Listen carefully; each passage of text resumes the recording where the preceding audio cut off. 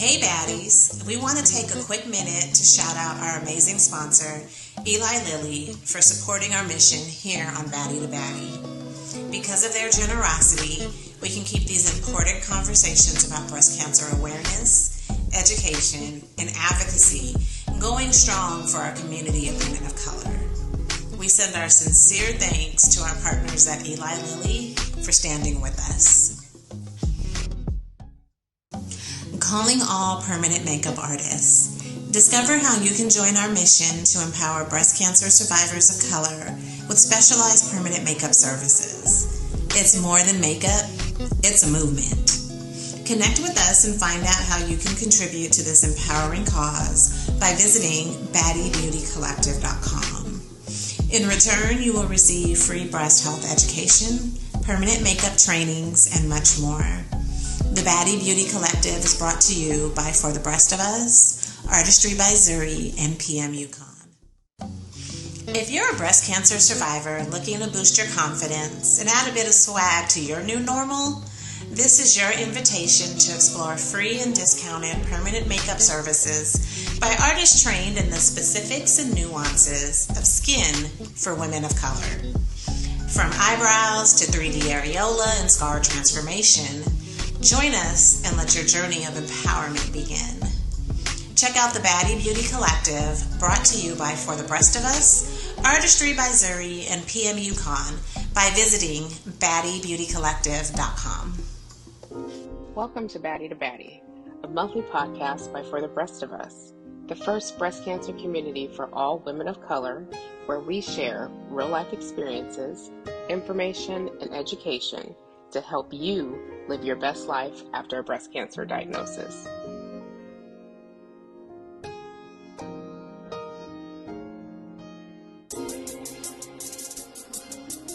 Welcome to Baddie to Baddie.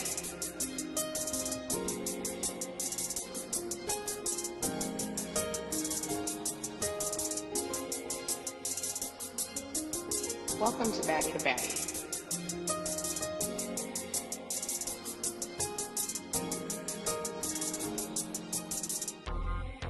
Hey girl, hey! Welcome to another episode of Baddie to Baddie, brought to you by For the Breast of Us, a community for women of color that has been impacted by breast cancer.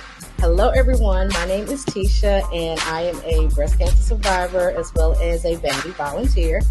Today I am here and joined with some wonderful thrivers and survivors, Sabrina, Manuela, and Veronica. They are here today to talk with us about family and caregivers and the importance of our families and caregivers as we women of color are impacted by breast cancer. So welcome, ladies. Nice to have you on today. Thank you so very much for coming on. And before we get started with this fabulous conversation, tell our listeners a little bit about yourself. So I'll start with you, Sabrina. Sabrina, tell us a little bit about yourself. Hello, everyone. My name is Sabrina Thomas. I'm from Virginia Beach, Virginia. I was diagnosed, well, I'm from New Jersey, but I live in Virginia Beach, Virginia. I was diagnosed with breast cancer February 24th of 2023. Just completed radiation about a month and a half ago. And that's a big one. We celebrate that, absolutely. Yes, I just completed radiation. I did chemo and I did a bilateral mastectomy. And that's me in a nutshell. I got 2 adult sons and I have a grandbaby. Okay. Now do your grandbaby call, are you grandma? I'm Gigi. Gigi. Okay. Gigi, Sabrina's in the house. Well, yes. We are so glad that you are here. Virginia, I love Virginia Beach. Virginia Beach is one of my favorite quick little getaways. Yes, it's a beautiful place. Yes, it is. All right, Manuela, tell us a little bit, our listeners a little bit about yourself. Yes, I am not a breast cancer survivor. I'm actually a caretaker. I lost my only sister to breast cancer about a year ago, 17 months ago, and my mom and I were her caretaker. I lived with my sister for about 15 years. when she got a divorce. And so I've been raising her kids with her for the past 16 years. Now that she's gone, it's me and her kids. And so I know firsthand what it is to take care of a person with cancer. And so she was my older sister and my only sister. And now my dad is battling stage 3 prostate. So cancer is near and dear to my heart. So thank you for having me. Absolutely. We are so glad that you are here with us to give us that perspective, because again, this is our topic of conversation today. So we are glad to have you. Our condolences to your sister who lost her battle. But we are glad that you are here, and so that you can give us your perspective on being a caregiver with someone that was in your family and that was close to you that was going through cancer. Veronica, tell us, our listeners, a little bit about yourself. Hi, I am a 14-year survivor. 14 years? Yes. I was diagnosed at 26 at stage 0, and I am currently stage 4. So I've actually gone the whole spectrum, and currently in treatment, currently doing well. I'm a mom, single mom of 2 small kids. And yeah, it's been a radical journey. It's been a radical journey. A journey, to say the least. But to see you right now, and to see you doing what you're doing, girl, you're doing it. You better fight. You gotta fight. Thank you. Period. You better do. I'm so thankful that. And where are you coming from? I'm in Georgia. Okay, Georgia is in the house. All right. Well, we are so glad that you are here. We're glad that all of you are here. For those that are listening, just to give you a little perspective about myself, I am a 9-year survivor. I am from South Carolina, but I currently live in Maryland. And I was diagnosed with stage 2B invasive ductal carcinoma, breast cancer. So I went through the whole treatment. I did a lumpectomy, chemotherapy, radiation, and I have been in remission now since 2014. So thriving and surviving, and I'm just grateful for this opportunity to partner with For the Rest of Us, to have these courageous and wonderful conversations with thrivers and survivors, so that our listeners can be able to be encouraged and have a community to be able to join and listen to, and as they are going through their breast cancer journeys, or someone that they may know that has been impacted by breast cancer. Sabrina, I wanted to start with you first.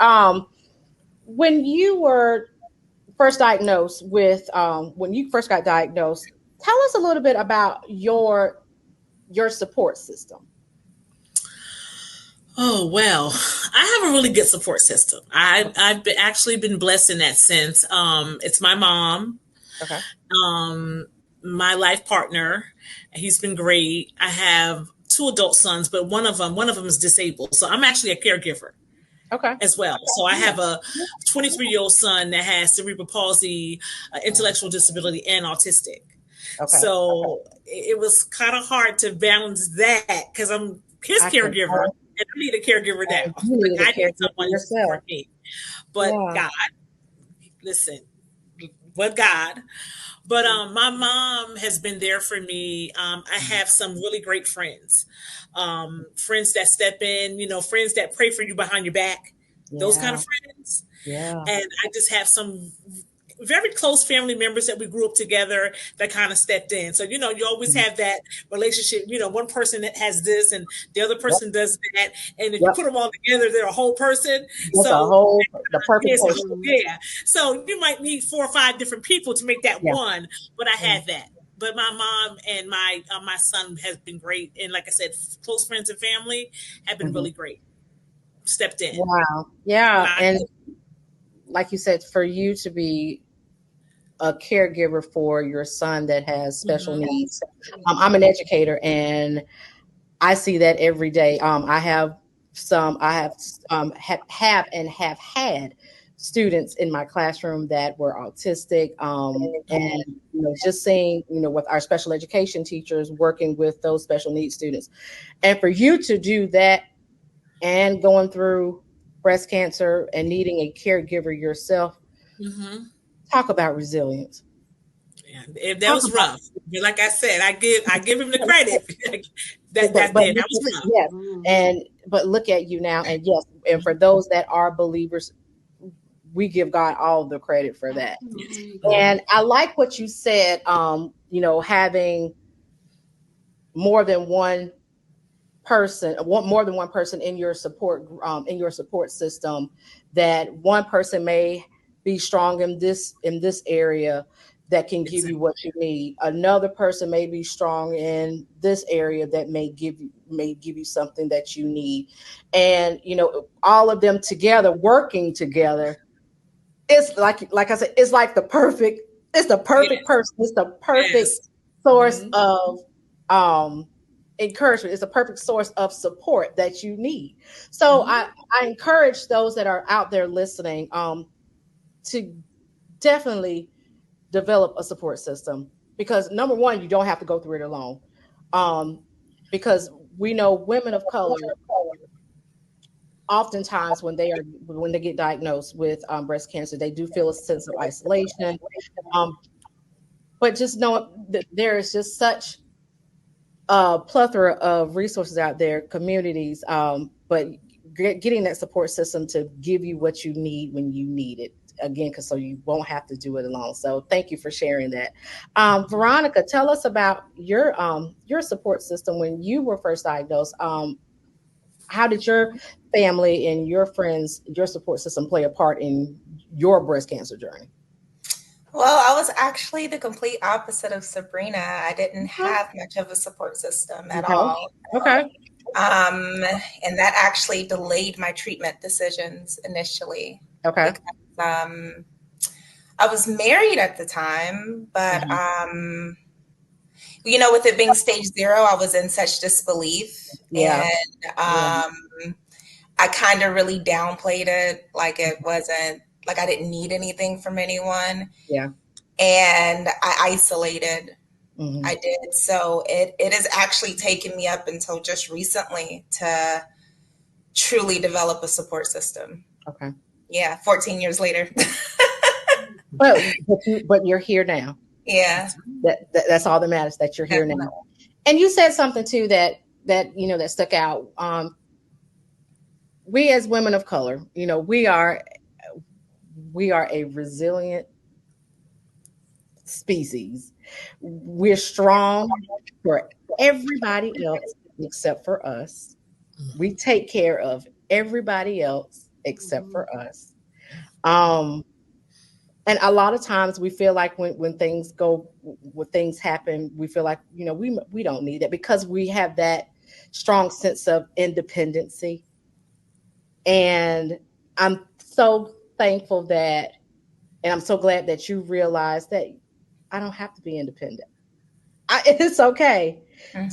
it's okay to ask for help. You don't Mhm. again, and that's why we stress it. You don't have to do it by yourself.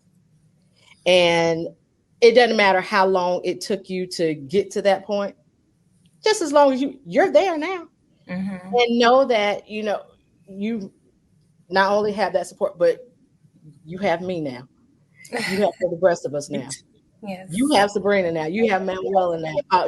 You have a community Mhm. that is And it here. makes a world of difference. And it does. It definitely makes a world of difference because, like I said, you don't feel that sense of loneliness. You don't feel that sense of isolation. You can, if you're going through something or you're experiencing something through your journey, there may be somebody in that community that has experienced that very same thing, and that can walk you through or tell you how they got through it and what helped for them. um and trying to do that it's a lot, trying to do Mhm. that on your Mhm. own, and again, you don't have to. So I'm so grateful that now have gotten to a point where you do have a support system. And it is, I know for me, when I got diagnosed, my family rallied around me, my friends, my coworkers. I It's like I had a whole army of supporters that just rallied around me.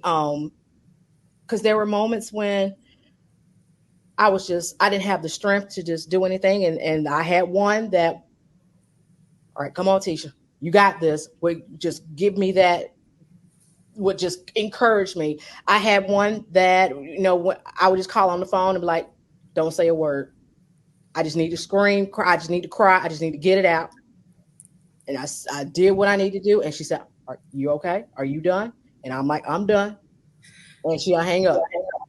And so, just having those, like having those type of people to in your corner to give you basically to give you what you need when you need it. I had coworkers that every week would send me cards that would just make me, tears, crying. It was so funny because I love to laugh. And that was one thing that got me through, laughing, comedy. And they would find, I don't know where they found these cards from, but I would get a card every week. And it would be something that would be just so hilarious. And I'm like, it was, again, I can't stress enough the importance of, having that support system. And I'm so glad that you are again at that point. And Sabrina, I'm so glad that you had your mom to help you and your life partner to help you. So I want to, Manuela, I want to talk with you because you were a caregiver. So when your sister got diagnosed, what was going through your mind?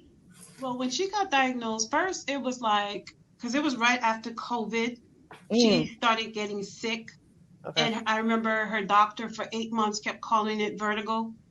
And went to see a specialist, ran so many different tests. 8 months later, it was stage 3 breast cancer. And I remember my sister had a hard time accepting it. She really did. The day the doctor was giving her the news, she wanted to go by herself because, I don't know, she just did not want any of us around. And I will forever remember October 13, 2021. And she went to the doctor. I was at work, and her doctor wasn't too far from where I work.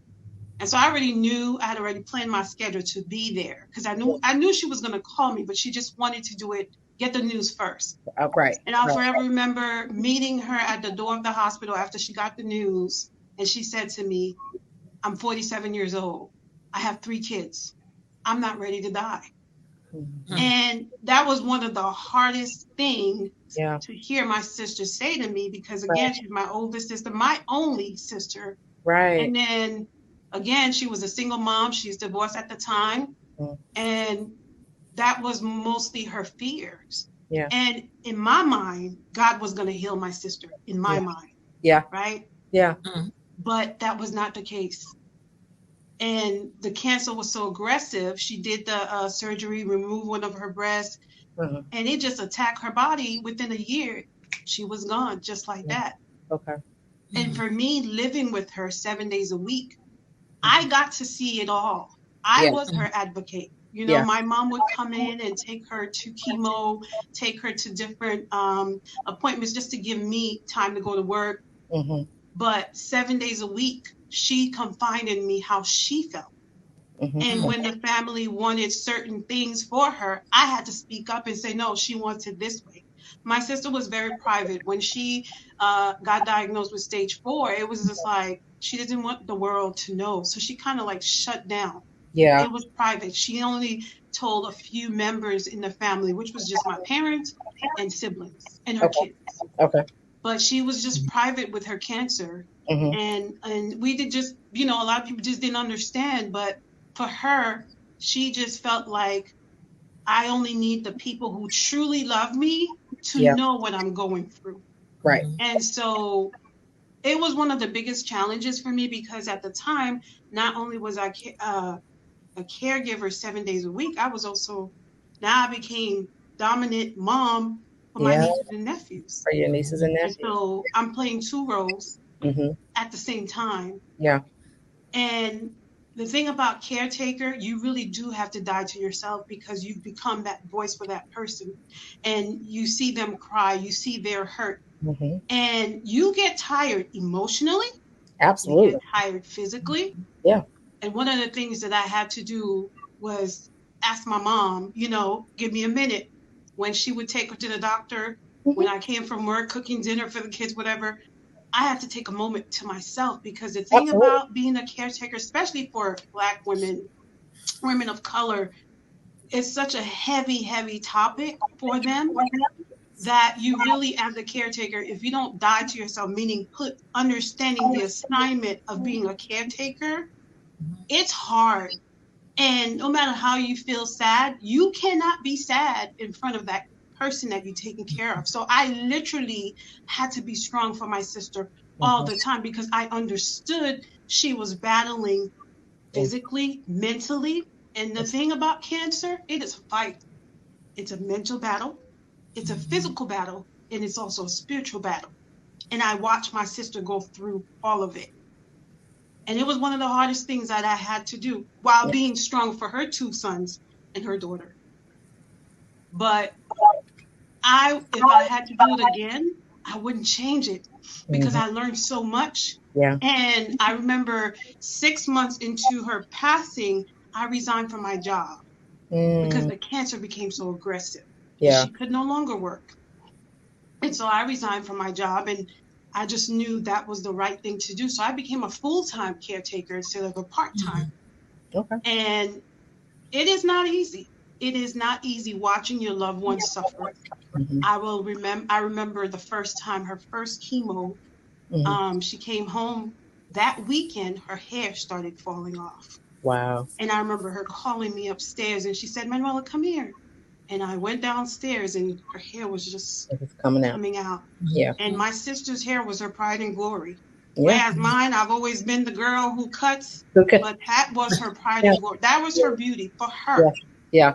And I remember that pain. And I remember taking her on a Sunday to the barber. And then, again, she got her hair cut. And I remember, to give her strength, I cut my hair. Till this day, I wear my hair short in honor of her, because I knew what that losing her hair did to her, how detrimental it was to her.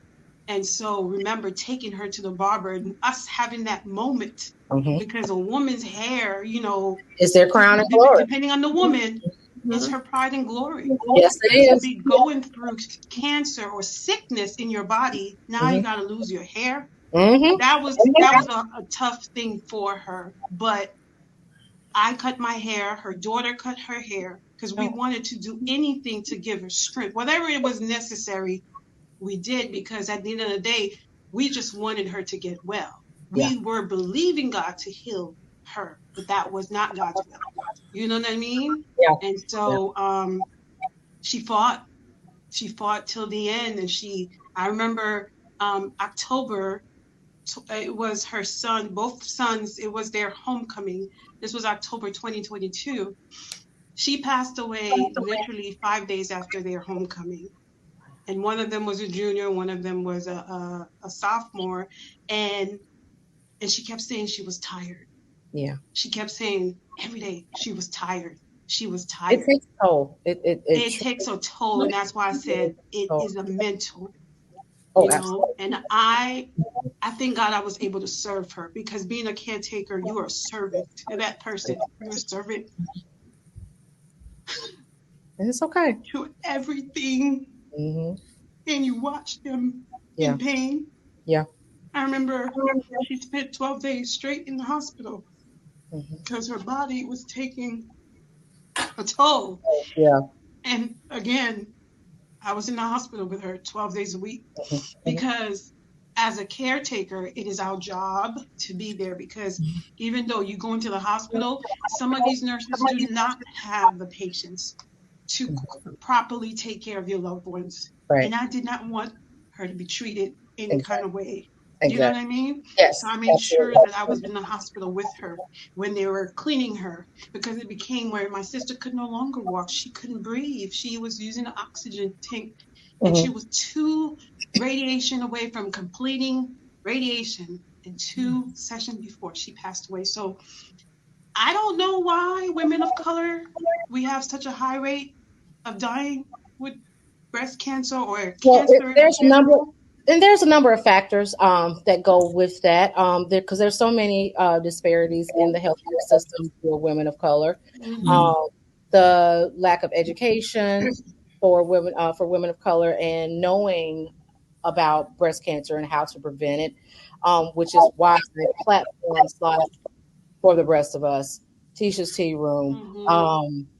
Tiger Lily, all these wonderful organizations that their target audience now are for women of color and Mm-hmm. young women of color, so that we can bridge that gap, because we die at a 40% higher rate than our than other communities.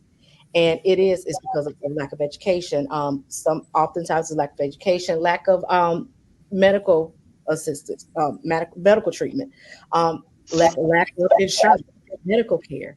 So that's why we are doing what we are doing, and that's why we are having these conversations, Mm-hmm. so that we can bridge that gap. But Manuela, I truly want to say thank you for all that you have done for your sister. Um, Absolutely. I mean, if I was to Google powerful caregiver, your face would be the first one that pop up, because you did that. And just know that everything that you did for your sister was not in vain. She you did everything, and you hit on so many things that I want to talk about, and that reminded me of my caregiver, when I was going through my journey. My mom, um, was there for me, when and was my primary caregiver when I was going through my journey. And mind you, I was in Maryland when I got diagnosed, and I'm from South Carolina, so my mom was still in South Carolina and still is in South Carolina. So she would fly or drive up every other week when I had my treatments to be with me. And I had family here. We had people in place here in Maryland that took care of me until she got here on the weekends. The family got here. So I thank God for that support system. But the one thing that you hit on, Manuela, that I do want to talk about, and Veronica and Sabrina definitely chime in too, when you can. That when we talk about our caregivers, they have to. You mentioned, Manuela, that you had to be the strong one, and you didn't want to break down in front of her, because you needed to be that source of strength for her. And I remember, um, I did a caregiver show, on my podcast, and I interviewed my mom, and she said the exact same thing.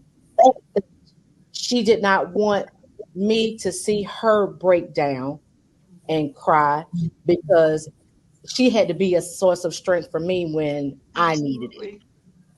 And my family, they never showed they never showed that side of them, because they needed for me I needed to see them be strong, so that I can be strong, because so that I could have that mindset. Okay, I'm gonna beat this. I was 36 when I was diagnosed, and I have that mindset. Mm-hmm. I'm single. I don't have children, but I want to have a family someday. I don't have time for this, and I love to travel. I'm a people person. It's time. I got places to go. I got people to see. Let's fight. Mm-hmm. And and that was the mindset that I have, and I tell my listeners all the time. That's half of your battle. But my family, again, my mom was my caregiver, and my family did so many things to help me to make my breast cancer journey as smooth, one that was, that went as smooth as it could, as smooth as possible. So, Sabrina and Veronica, chime in. Tell me what were some of the things that your family or your caregivers did for you that helped you, or that stood out for you as you were going through your journey, that helped you along the way? What were some things that stand out for you?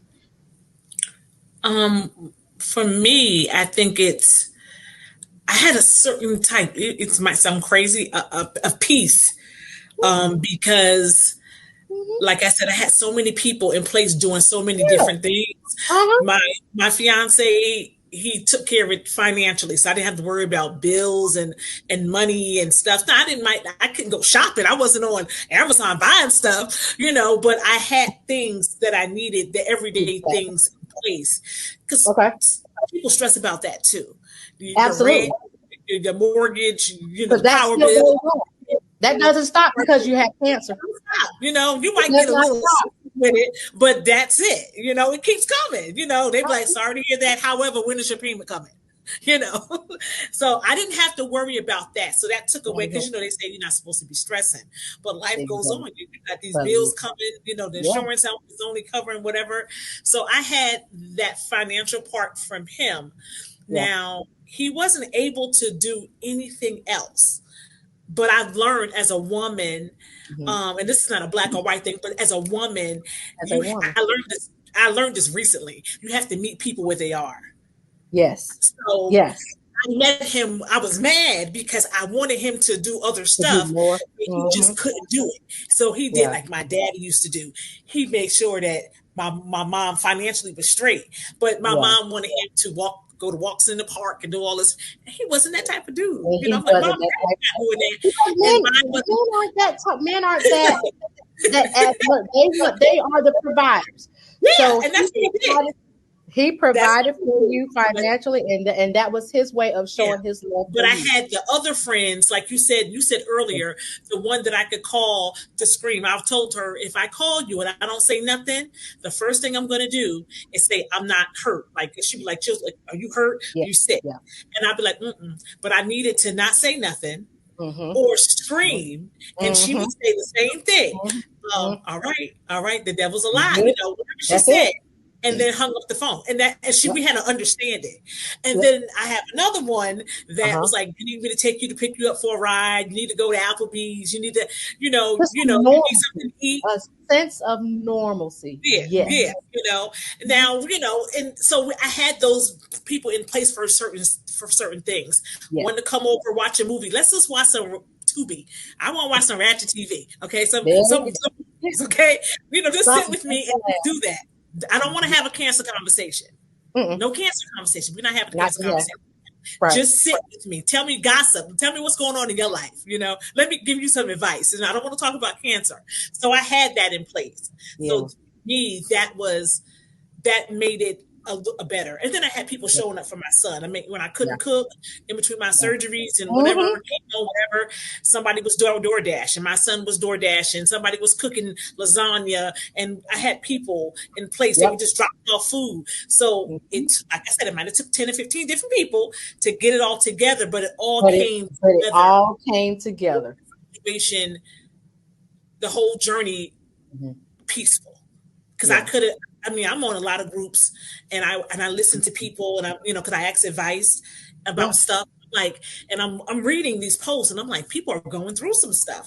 My situation is not that bad, because I have this, and so I was grateful, still am for that, because I did the same thing. When I look back over it, I did the same thing 8 years ago. One of my best friends died of breast cancer.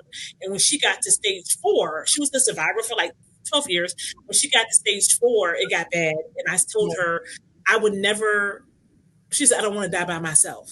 I took her last breath. I went to the nursing home, the facility almost every day. The one day that I said, I'm not going, I'm I'm tired. She'll be okay. It's just one day. I go every day. Something to get up. And I went, and she died that day. Ooh, wow. So, but I say that to say I was there for her. Every day, the whole 12 years we did stuff together. I supported her. So my mom said, Sabrina, that just comes back to you tenfold. You're getting what you gave out. You were that person, and somebody's that person for you. So I didn't have a sister, but I had Manuela. I had her, in different people. She was all just one person, but I had about 10 of them to make one of you. Make that one exactly. Sister girl, he did it. He did that thing. Manuela, you did it. You did that. Yeah, you did that. Take pride in that. Much respect. You did that. Exactly. Yes. And I don't do that, and I don't take that lightly. Much No. respect. Mm-mm, Much mm-mm. respect. So, Veronica, how about you? You know, I related so much to you talking about your sister Manuela. Being that I was diagnosed at 26, I was also diagnosed a couple of months after getting married. And, you know, when you said that you really went through it, it was my biggest fear for me to put my family or my loved ones through it. Because I honestly, I've always felt very healthy. Like, I don't really have any other health issues. I don't get sick. I just get cancer. And one of, you know, initially when I got diagnosed, I was private, just like your sister. I was a bit embarrassed. And I was also kind of like the lead of my family. I took care of everyone else. And to not be able to give that support to people, and even just the thought of having people worry about me or scramble for me, especially at stage 0, it just didn't resonate. It made no sense. So although I didn't have support for a few reasons, partially because, you know, everybody's just not made for that. And in hindsight, like you said about your husband, Sabrina, it took me years to, you know, release resentment. And, you know, sometimes I thought because I seemed so healthy, people didn't take me seriously. Like, I only lost my hair recently. All these years, I never lost my hair. So I did bodybuilding. I did all kind of, you know, I was kind of like, you only live once type of deal when I first got diagnosed. And the way that people honored me in that season was they allowed me to handle things the way I wanted to. And I do remember, so I live in Georgia. I'm about 40 minutes north of Atlanta. So I've been a minority in a lot of the communities and a lot of the treatment centers that I've gone to. And in that experience, being young, and, you know, things have changed so much just within the past 10 years. But at that time, they hadn't really regularly seen breast cancer at my age. I was told that it wasn't breast cancer for almost a year. Breast cancer doesn't behave that way. Then when I was diagnosed, I was treated very harshly. I was told alone. I was told that I was going to die, like, and they wanted to impress upon me how serious it was, because I just didn't understand. Stage 0, you want me to do chemo and radio? What do you mean? And they were like, why is this a conversation? This is going to kill you. Just attack it, kind of a deal. But my support came in that when I was dealing with caregivers who did not make me feel safe, I had people advocate for me with knowledge and say, hey, this isn't the only way to go about it.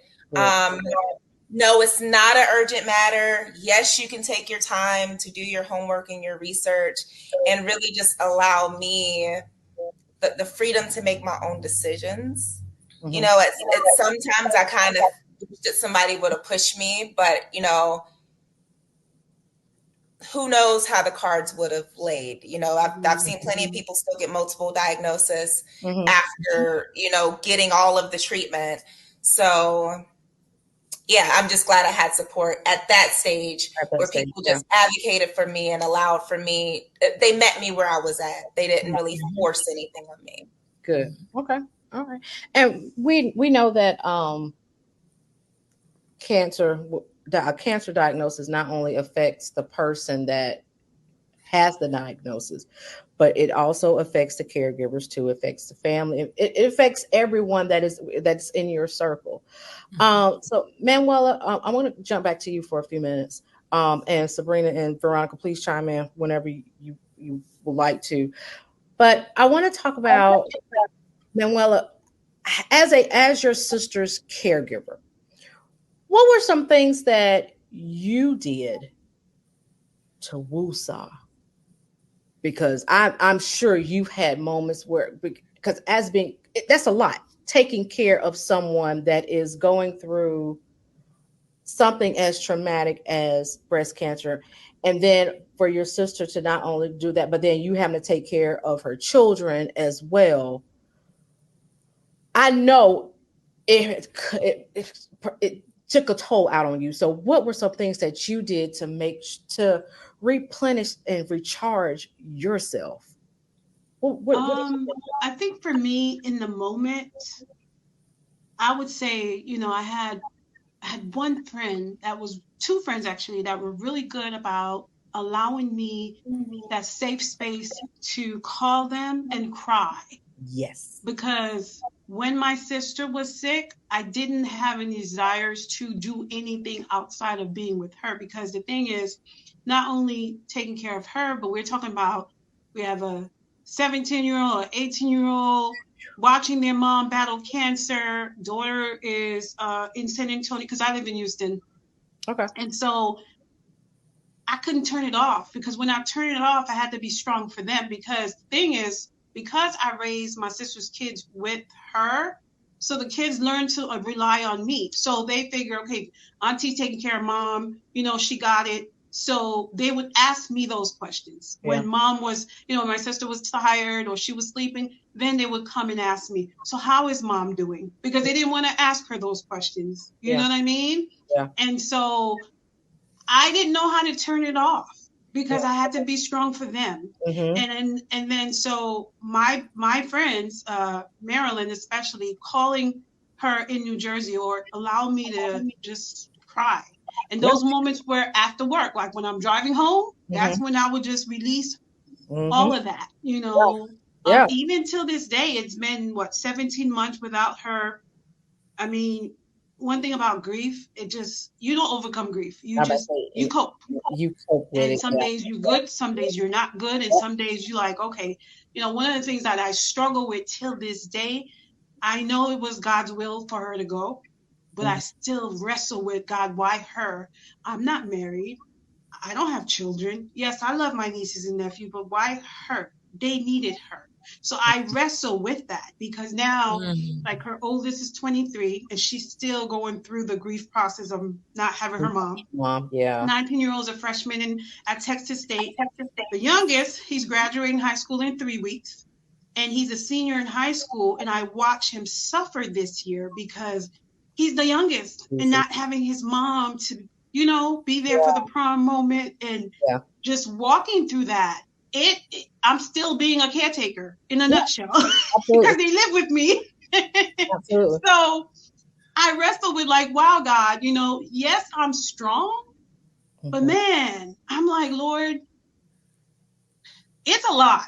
Yeah, it is. Prayer is what's keeping me. I kid you not. Prayer and fasting, I think that is what has kept my mind, because until you walk in a mile in that person's shoes, and that's why I tell people, and I say, I don't mean any disrespect, until you walk in that shoe, if you don't know, keep your mouth shut. Don't try to tell someone who's battling cancer how to feel. Don't try. You could say be encouraged, but like, I think sometimes we get so caught up in, I want to tell this person be encouraged, and that's great, and I appreciate that. However, that person going through that battle, they know what they're going through. They know what they're going through. And sometimes, even though you want to say be encouraged, they might not want that. Yeah. And it's not that they're being mean. It's because they're going through that process of, why me, Lord? Why is this so hard? Why now? I'm so young. I don't understand. And so with me having to be that caretaker for my sister, I had to put like I said, I keep saying, I died to myself. I had to understand and be there when she had those questions. Why, Manuela? Why I'm 47 and I'm battling cancer? I got 3 kids depending on me. I have a mortgage. I have this. Like, why? And I had to allow her to have those moments, because these are questions I cannot answer, but just say, I'm going to keep praying. That's it. And then allow her that safe space when she's having those moments of being angry with God, because that happens too. If we be honest. Absolutely. Right? And I had to allow her to have that safe space. And so that's why I said, I think God had the moment to serve her. And I believe I serve her well. And so now I'm in the season of serving her kid and making sure they understand, as their only aunt, I'm still here, and I am going to be here until the Lord says so. And I'm going to be the provider, which I am. And it is God. it really is God that is keeping me, because cancer just changes you forever. It does. Forever changes you. You never go back the same. You never look at life the same. It's a new normal. It just changes you. Yes, absolutely. But one thing I will say, I thank God that, I do events on the side in honor of her.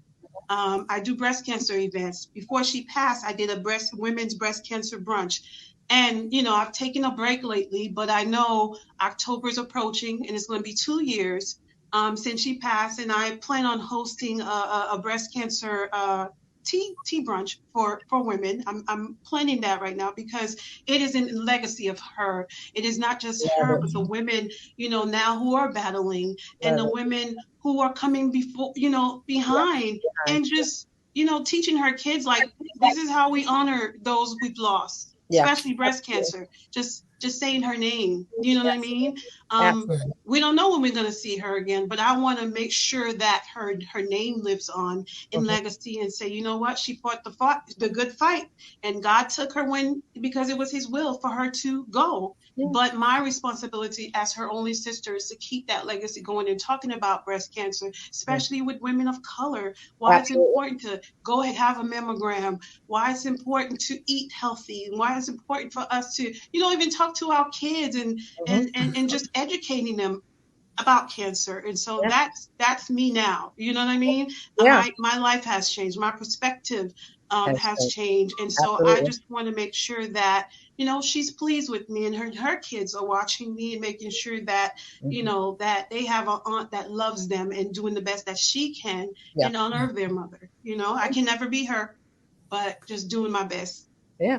I'm so glad that you had that, that you had an outlet to scream, to cry, to vent, because as caregivers, that's something that is very important. You need a support system, just like the ones that are being impacted need support system as well. And for those that are out there listening that are caregivers, get a support, join a support group a support group that caters to caregivers.